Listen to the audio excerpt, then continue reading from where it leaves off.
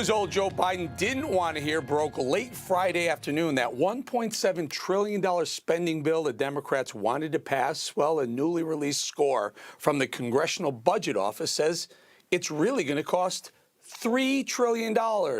In that regard, Joe was lucky.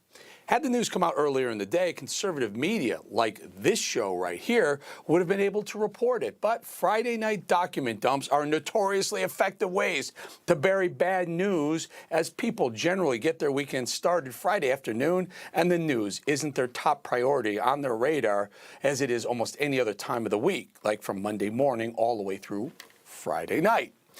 Remember the show The West Wing? Well, they summed up the Friday document dump this way. When Donna asked Chief of Staff Josh why they dumped stories, bad stories on Friday, Josh responds, quote, because no one reads the paper on Saturday. And to further hide the bad news, the really bad stuff usually drops Friday after 6 p.m. Eastern. That way the evening news that a lot of people watch can't run with it either. Therefore, bad news sits and waits, cools off, so to speak, until the Monday morning news cycle revs up. By then, there's likely been other news to take the attention away. In this case, a massive and deadly tornado ripped through Kentucky and Illinois, killing dozens. That news story occupied the weekend news shows as it should. But now, I'm here to refresh your memory about the really bad Friday night Joe Biden had.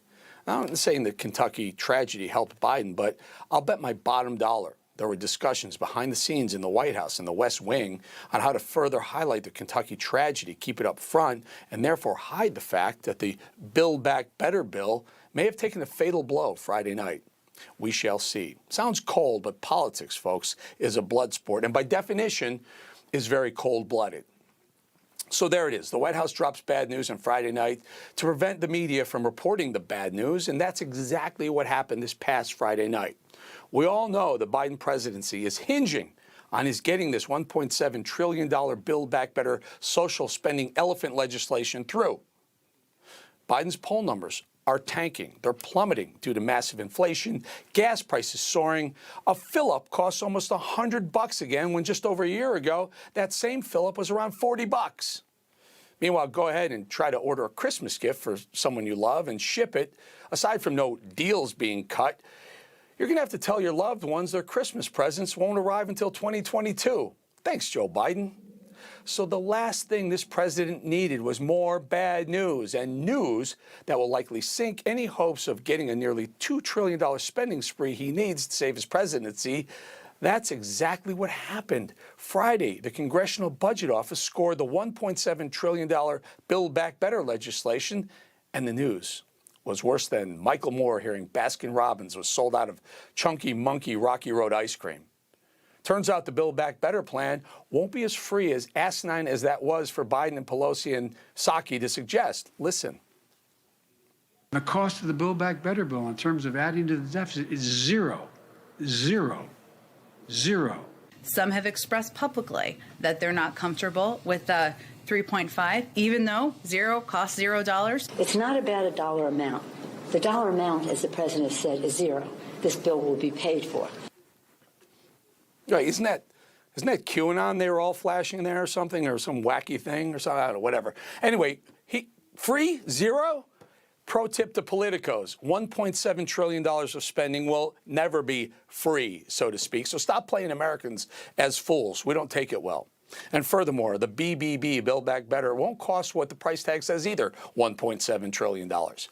The nonpartisan CBO tells us the Biden Build Back Better social spending behemoth will actually cost a whopping $3 trillion. This is the worst news a flailing, feeble, fragile, and failing President Biden needs right now. Biden is set to meet with Senator Joe Manchin this afternoon to try and talk the West Virginia Democrat senator into voting for his legislation, but Manchin has shown incredible resolve, demanding the Biden plan shed some of the massive fat this bill is saddled with. Manchin was hesitant to vote for the bill at $1.7 trillion. I believe the new $3 trillion price tag will and should sink the bill, and furthermore, put a final nail in the coffin of the Biden presidency. At least I hope it does. The last thing we need is $3 trillion more ramming gas and food prices higher and higher. When asked about the new high price tag, the CBO attached to the BB bill today, White House spokesperson Jen Psaki dropped another Psaki bomb on us. Listen. What you're talking about here is a fake CBO score that is not based on the actual bill that anybody is voting on. This was a request by Senator Graham to score a bill that is not currently being debated. Okay, Jen, except it is the bill, and it is the right bill, and it is the CBO, and it is the nonpartisan CBO. They don't have a horse in this race. Nonpartisan. They scored the bill that they sent over as $1.7 trillion price tag on it and told everyone it was zero, whatever hand signals they're using for zero these days in the White House. But it ends up being three. It's not this, it's this, $3 trillion. So stop it. Stop lying to us. Meanwhile, on the other side of the White House, the vice president hangs out exactly there, doing exactly what. I have no idea how this woman spends her day. She's been donned the border czar, yet she hasn't been to the actual border as in ever.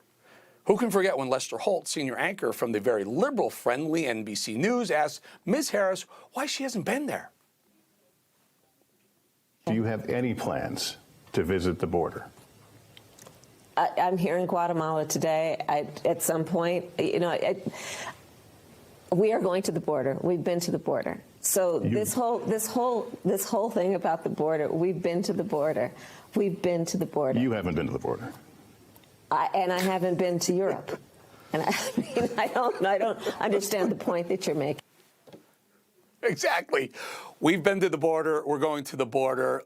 Which is a lie. And Lester Holt caught her and said, you haven't been to the border. And she says, well, I haven't been to Europe either.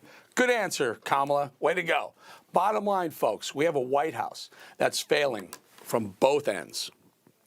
Now, just look at this. Governor Ron DeSantis of Florida is talking about sending the floods of illegal aliens that border czar Kamala Harris and slowpoke Joe Biden are sending to Florida back to the neighborhoods of the top liberals who are pushing these insane policies. To that end, the governor and lieutenant governor just allocated $8 million in last week's state budget to fly the migrants back to elite Democrat enclaves, including Washington, D.C., Delaware, Biden's home, and maybe even Martha's Vineyard, where Biden spent Thanksgiving with his billionaire pals, and where President Obama threw a COVID super spreader of a birthday shindig over the summer. Remember that? Hey, I'm Rob Finnerty. Thanks for watching. If you enjoyed this video, please join the conversation in the comments below. Don't forget to subscribe, too. Hit the bell icon to be alerted to breaking news. And remember, there's a whole lot more on Newsmax TV, America's fastest growing cable news network. Newsmax TV, where real news for real people.